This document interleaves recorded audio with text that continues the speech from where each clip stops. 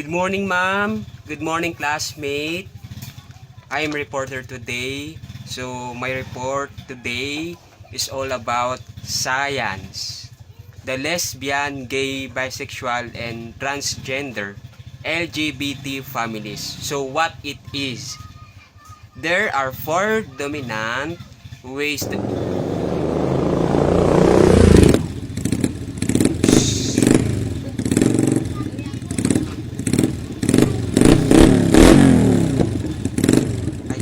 Pagpasensya nyo na po, no? Kasi maingay lang po yung motor. So, pagpasensya nyo na yung nagpapatay sa kapitbahay namin po.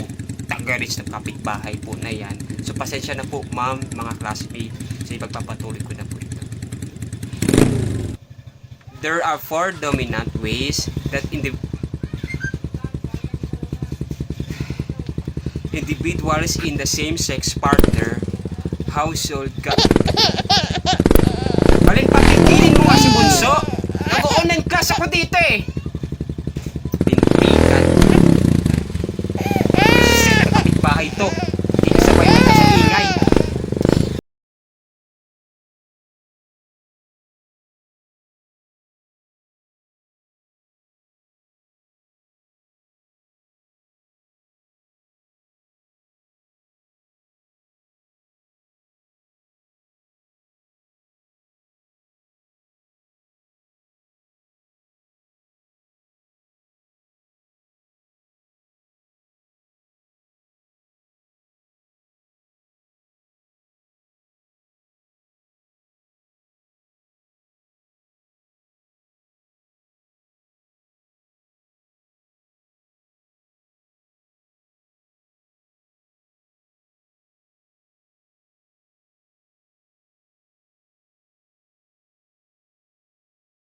Oh, wala talaga kayo.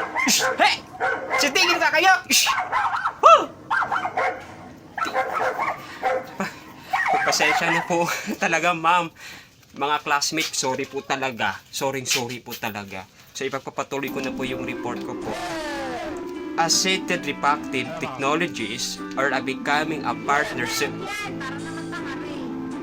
Oh, yung kapitbahay namin, si Spirit, wala naman sa tono. Buisit talaga. Pagpasensya niyo po talaga po. Ito na po, matatapos na po talaga ako, ma'am. Mga classmates, matatapos na po talaga ito po. Has done one more of things. There's the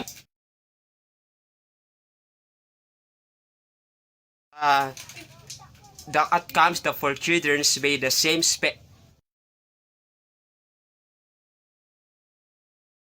parents versus those of children raised by different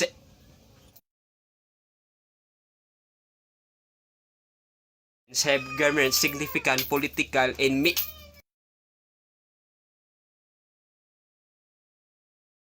just like defining the impact of the